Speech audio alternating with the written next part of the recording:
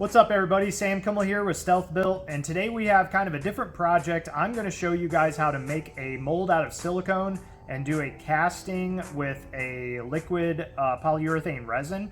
And we're actually going to be doing a casting of this replica bottle. This one right here is clay, so this has been carved out of clay. Same stuff they use to make concept cars or fender flares or any of that kind of stuff, the same material. So although this isn't a car part, the process, the mold making, the resin casting, all that stuff is exactly the same. So if you want to know how to make a cool, easy to use mold, stay tuned. I'm going to show you step by step how to make a mold, how to cast the resin, and then I'm going to show you the final product that can be used for any kind of item, whether it's a replica flask, a car part, center console, whatever it is. You can use this for the same exact thing. So the first thing we need to do is get the dimensions of the part. In this case, the replica bottle, and we just need rough dimensions. So we're going to say this is, I want a little bit of room for the silicone. So I'm going to go an inch on either side of this. This bottle roughly measures 4 inches, so we're going to go 6 inches wide. It is about 2.5 inches thick, so we'll go 4.5. So we're going to go 6 by 4.5. And then the height is right at 5.5 inches, so we'll go 7.5 inches tall. So we're going to build a box that is 6 by 4 by 7.5. What I have here is a sheet of white HDPE plastic. You can use anything you want. You could use cardboard, plastic, it doesn't really matter at all. I just happen to have this laying around. So I'm going to cut this into the individual pieces and then we're going to hot glue it together.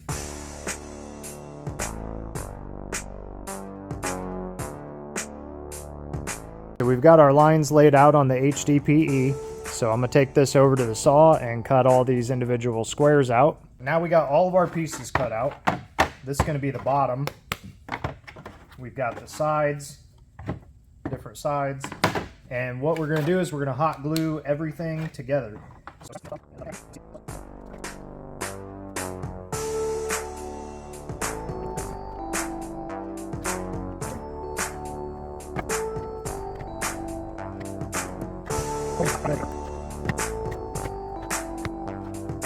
Here's our piece. We know that it fits down in there, has plenty of room. This mold silicone is expensive, so we don't want any leaks. So the next thing we need to do is we need to determine how we want to fill this. So we have the option of, since we're doing a pour cast, we're either going to pour it through what will be the top or through the bottom.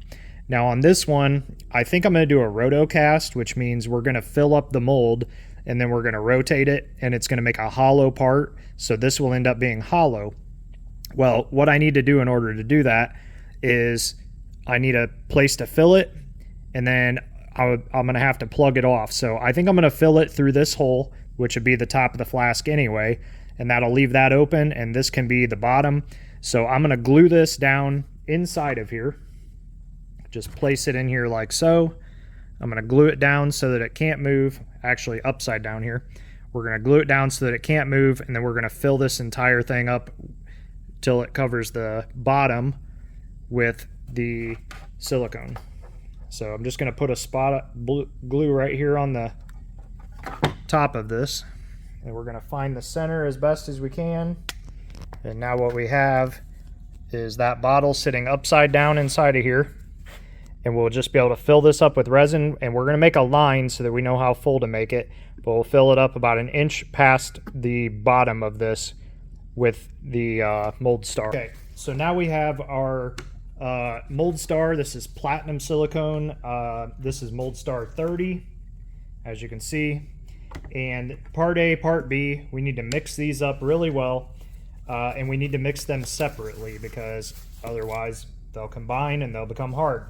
So I'm going to open up each one of these and I'm going to give them a really good thorough mixing.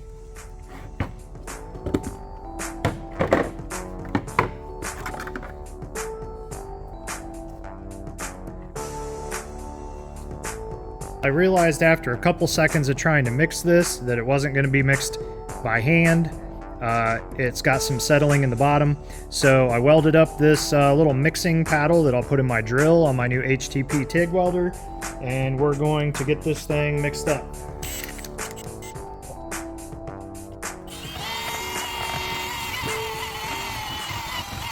I've got everything mixed up. This stuff mixes at a 1-to-1 ratio, so whatever you put in of one, you got to put in the same amount of the other one. So what I'm going to do is I'm guesstimating this.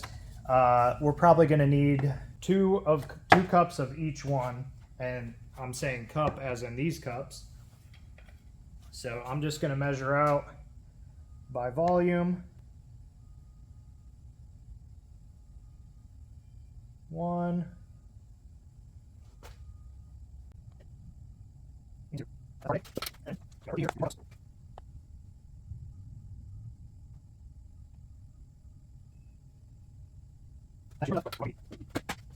going to do all my mixing outside of here, put these two together.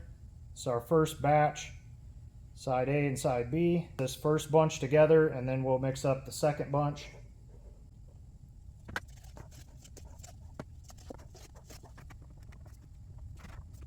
I want to stir this well, but I don't want to whip too much air into it. Now I can degas this. I have a vacuum chamber that we could pull a degas and do all that, but we probably don't actually have to. I'm going to mix both of these together, and then I'll decide if we're going to do that or not. What I'm going to do is I'm going to go ahead and dump this into the mold. Real key here is to make sure this is mixed really, really well. Alright, I'm going to set that off to the side. We have our mold. You can see the bubbles are rising to the top right here. And if we pour this super, super thin and slow, a lot of the bubbles will break on their own.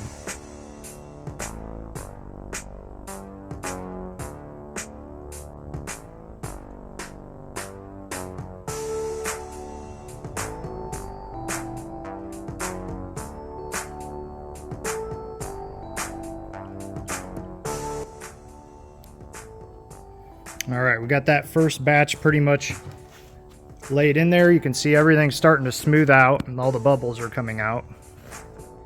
Sorry about the lighting there, but you can see how it's working. We may need more than what I've got measured out here, but if we do, we'll take care of that here in a second.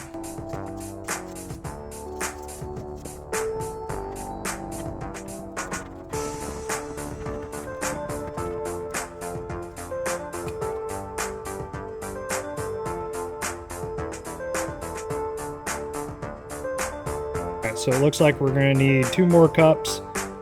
So I'm going to let this the rest of this drain in there real quick. And then we're going to grab 2 more. So that's plenty now. I'm going to go ahead and let this empty out. And then I decided I am going to take this over to the vacuum chamber and put a little vacuum on it just to make sure, since we poured this in 3 sections, that we get all the air bubbles out. Got it in my vacuum pot here.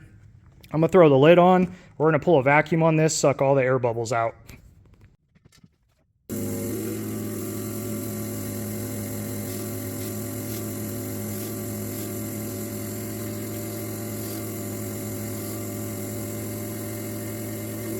All right, well, you've seen the machine degas it, and now it looks like this. See, there's no air bubbles anymore.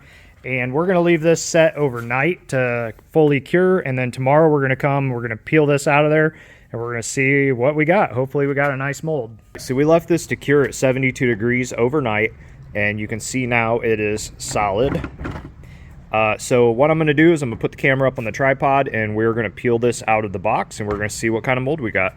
One of the nice things about using this plastic and hot glue is it comes apart pretty easily. So you don't have to worry about, you know, cardboard or something like that that wants to shred up. You can just pretty much pop this loose, and then we should be able to just kind of flex this right out of the mold.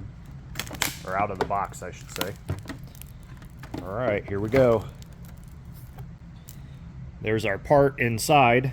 So now we need to decide how we're going to split this. So we need to be able to get the bottle out, and we also need to be able to pour more fluid back in to, you know, remake the part inside.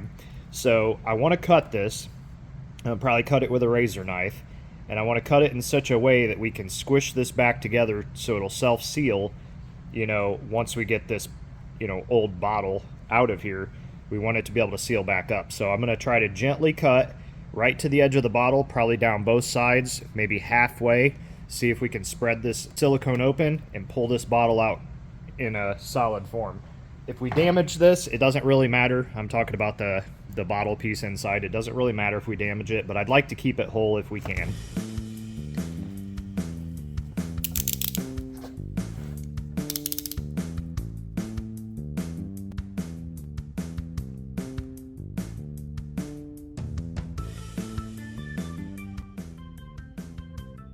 Now this seems like it would be easy to cut, but it's actually pretty stout material. So what I like to do is start with an initial cut and then just kind of spread it open just a little bit. We're going to have to do this very slowly and carefully.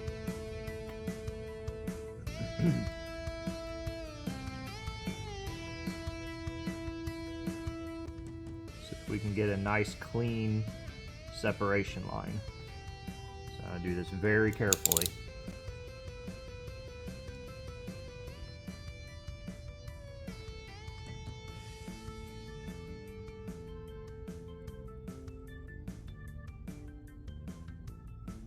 Just taking my time and doing a little bit of a cut at a time. So, see if I can show this to you. I just saw what I wanted to see. As we started cutting in here, let me get a light. You can start to see that bottle inside of there. So I just want to cut to where I just barely start seeing that I'm hitting that bottle, and that's where I'm going to stop.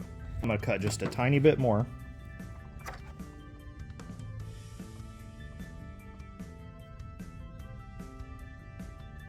Alright, I feel like that's good. Flip this around and we're going to do the same exact style cut on the other side here. Nice little gentle cut, and then just start spreading it open as we go.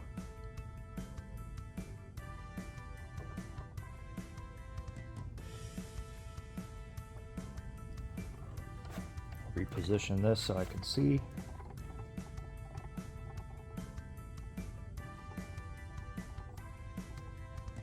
There we go, I'm seeing the bottle. Just tracing it down.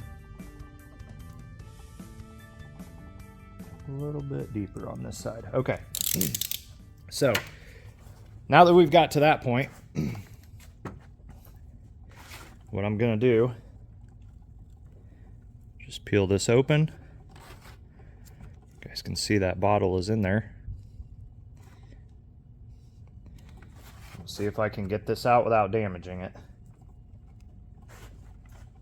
If we cut this down far enough, this should come out easily. If we didn't cut it down far enough, what we're going to run into is you'll be pulling too hard and it can damage the silicone mold. So you want to make sure that you don't have to put too much stress into it. But there we go. So we did lose that top where we hot glued it down. But otherwise this thing is completely undamaged. And this is clay. So it's, you know, it's not soft clay, but it is clay. So if you're using something plastic or anything like that, you wouldn't have to worry about it at all, really. And there we are. Got a really nice mold inside. Matches the exact replica of that bottle inside. So now we can pinch this back together. And that's our mold. We're pretty much done. So this is how you make the mold. Now we're going to show next how to make the part using this mold. So one of the things we need to do is we need to have a way to secure this shut. Remember these pieces? We just took off the outside of here. Check this out. We're going to peel these apart. Once again, it comes in handy that we just used hot glue because we can just peel all this stuff apart. And then this gives us a nice board to go on either side of this. And then we can just put a piece of tape or whatever we want around this. And you can see it'll end up, you know, giving it enough support that when we squeeze this, it'll put even pressure top and bottom. So I'll probably just use some masking tape to hold this shut. And I may trim off the top here just so that it's not in the way. All right, I got those trimmed down, so now, whoop, they go this way. So now they're not in the way when we go to tape it all up. But I also wanted to point out, I told you, you don't have to degas this stuff, but Look at how there is no air bubbles. See, there's not a single air bubble to be seen on this. There's some dust. Silicone's sticky, so everything will stick to it, which is also a good point. You want to try to keep the inside clean, so you want to keep it shut when you can, but you can see there's no air pockets in this at all. It's practically void free. Void free, see that? And the reason is because we degassed it. Now, if you're doing a really important part, I definitely recommend degassing once you get it mixed up. If there's a pinhole in this, it's going to make a positive on this, so you'd actually have a bump on here. But anyway, if it's not a super important part, you know, you don't have to degas it, but I do recommend doing that. So now that I've said degassing about 10 times, you're probably thinking to yourself, what exactly is degassing? Well, a lot of resins and silicones, anything that's mixed up, anything that's a blend, it naturally is going to have air or, you know, some kind of a gas in the actual material. The important part about degassing is that it's going to remove air pockets. So if you're making a carbon fiber part using epoxies, if you're doing like a countertop pour or anything like that, silicone mold, something like this, where you need the part to be void free, not have any air bubbles in it, you need it to look really nice, you need the finish to be perfect, you're going to want to degas that resin or that whatever the material is. Now there's different processes for degassing different resins. I'm not going to get into all that, but essentially what degassing means is we're going to take a resin, we're going to put it into a pressure pot or a vacuum chamber, and we're going to suck the air or the gases out of that actual resin. So say I've whipped this up and it's got a whole bunch of little tiny microscopic air bubbles in it. Maybe it's got big air bubbles in it. It doesn't really matter. We put that resin or that silicone into that chamber. We turn it on, it sucks a vacuum. So it's pulling the air out of the chamber, just like vacuum bagging a piece of meat or a dinner or something like that. It's going to pull all of the air out, and it's going to pull it and pull it and pull it. It pulls really, really hard until there's practically no air left in that chamber. And what that's going to do is it's going to start to draw all the air or any of the gases that are in the actual liquid up and out. And when it pulls that out of there, it leaves you with a solid material that doesn't have bubbles in it. So degassing is a way to use a chamber with a vacuum draw that's going to pull all of the pockets of air and all the bubbles out of your material. So I taped the sides onto this mold just to make sure that it stays nice and, you know, shut. And what we need to do now is we need to measure how much fluid each one of these is going to take if we were to cast it solid. So I've got a cup. What I'm going to do is pour some water in there and then measure that water, and we're going to see how much material it takes to fill this mold.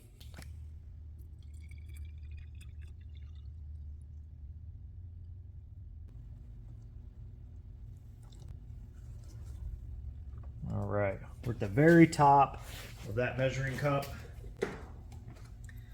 So what I'm going to do is dump some of it off so that I can see how much we actually have here. All right, we got 10 ounces in this cup and 2 ounces in here. So essentially we have 12 ounces of water to fill this mold. So we know that if we're going to cast this solid, we need 12 ounces. So to make 10 of these, we would need about a gallon. All right, so we've got our finished mold, just got our product in, which is this Smooth On brand Crystal Clear series. It's a clear casting resin. This is an industrial use product. You have to have an account to buy this. So you have to contact, you know, your distributor for that if you're trying to get any of that. But anyway, got the mold. It's preheated. I'd say it's around 100 degrees. They say to preheat it to about 212, but I'm finding that not to be necessary. But you know, read the instructions and do what you wish. What we're gonna do is come through here with a couple pieces of tape. I'll do this top piece here, stretch it a little bit, get that stuck on there, and then we'll come over to this side here. Do the same thing, just put a little pressure against it. And you can see that crack is all sealed up nice. Kind of tap it around to make sure that it lines up good. Throw a few more pieces of tape on here, one at the bottom.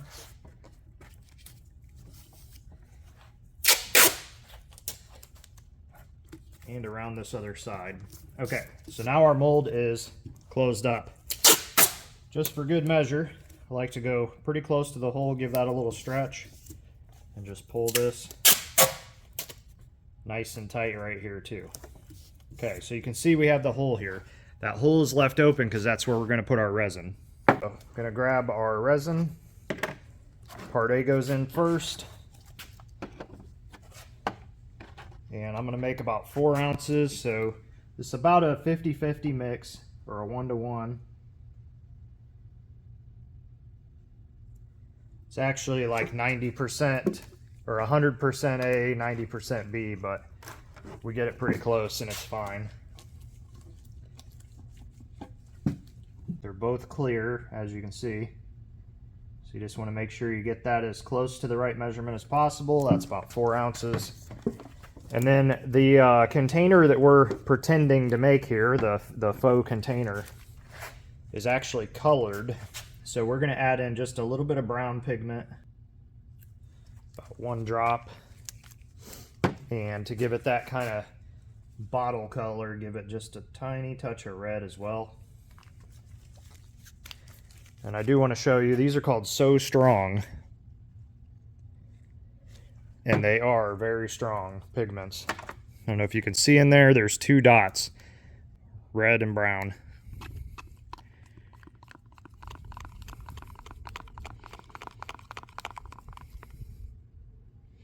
Doesn't take much to color this, so you can imagine it with the thickness of the bottle that's going to be, you know, kind of that old glass bottle color. It's not perfect, but for what we're doing, it's pretty good. I mixed this for about 1.5 minutes, and this material has a 9-minute pot life at around 70 degrees. So we want to work with it pretty quick. I got that 4 ounces of it. Just dump it right in the top here. Take my gloves off now because we're not going to be touching anything. And go ahead and tape this hole up.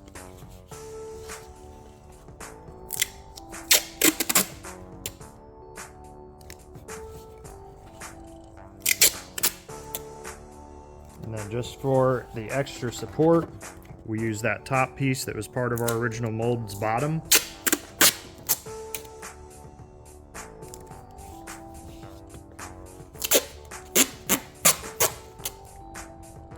Go ahead and tape that on too. So this mold is now sealed up, and you can hear the liquid. And what we want to do for now, for the next probably 6 or 7 minutes, we need to rotate this around, and we keep it moving because that resin's going to harden, and when it does, we want it to coat the whole inside of this mold in a thin layer. And what that's going to do is give us a hollow product, so the bottle will actually be hollow that we're casting. And by doing this, we call it rotary casting. You can have a machine that does this. You know, if you're doing a small part like this, you can stand here for 4 or 5 minutes and just kind of toss it around gently. You don't want to whip any air into it, so you just want to take your time, spin it gently, and it'll slowly start to harden up in here. And before you know it, we'll have a solid bottle. Now the material we're using is the 202 crystal clear, and so that has a pot life of, like I said, 9 minutes, a full cure time of 90 minutes. It's a very fast product. And I've pulled these out sooner than that, but you do want to make sure that you're giving it plenty of time because you don't want anything to be misshapen. We rotocast the first layer of this, and it's hardened. So now what we're going to do is we're going to split this open. We're just going to peel that top back. I'm going to cut this tape right here. Try not to cut into the silicone. And then we're going to see what we got. And this is what we want to see. Now this is our pour spout, as you remember. And what we're going to do is we're going to come in here. It's still just a little bit soft, which is good. This is just the right time to catch it. We'll cut this open. Don't have to be fancy about it. We just cut it open so that it's hollow again. So see how I cut that hole, and I can put my finger in there now. Okay, so what we're going to do is we're going to put another 3 ounces of resin in here. And then we're going to do the exact same process again, and that'll be our final coat. So what we're doing is 2 layers. First one at 4 ounces, second one at 3 ounces. So I'm going to mix up some more of this resin, and this time I'm just going to use clear. We don't need to use tinted since the outside layer is tinted now.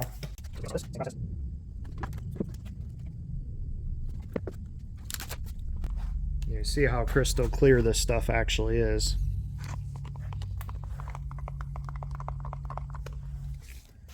Okay, we got the clear mixed up really well.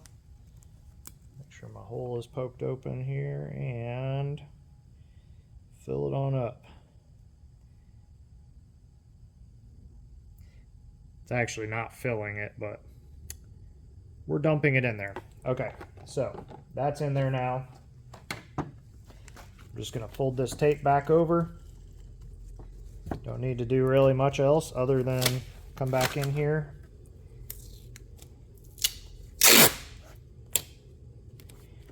Tape this top down nice and strong.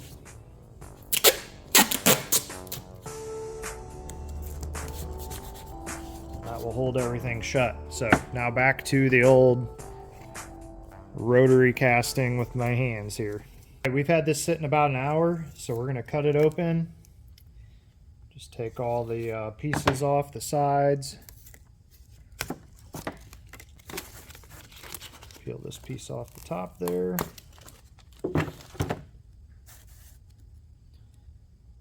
Check this out. Here we go. Big reveal.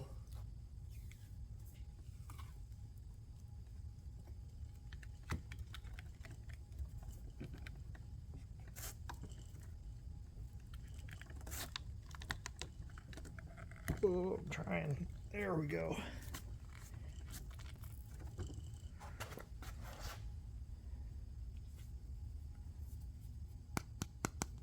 So after the first couple of pieces we made, we decided to go with a solid cast because it looks better. It looks more like the bottle has liquid in it, and that's the look we were going for.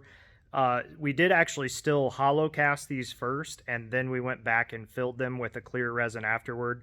I just drilled this top down, and I still need to put a little bit of resin in there, which will make that discoloration go away. But we're going to have a cork in here that we're going to glue in with that same resin.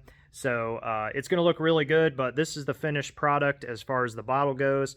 I think it looks like a legitimate glass bottle from back in the day, and pretty happy with it. I hope you guys enjoyed this video. I know it's a little bit different than what we normally do. We're going to start adding some of these videos to StealthBuilt Garage's page so that you guys can see the backside of how things are done. If you have a question about mold making or making carbon fiber parts or whatever it is, we're going to start answering those questions so that you can see not only do we make these parts, we're going to show you guys how to make them too. So you're going to want to subscribe to StealthBuilt Garage as well as StealthBuilt 1 on YouTube, and stay tuned for our next video. Thanks for stopping by and hanging out with me for the day, and I'll see you guys on the next one.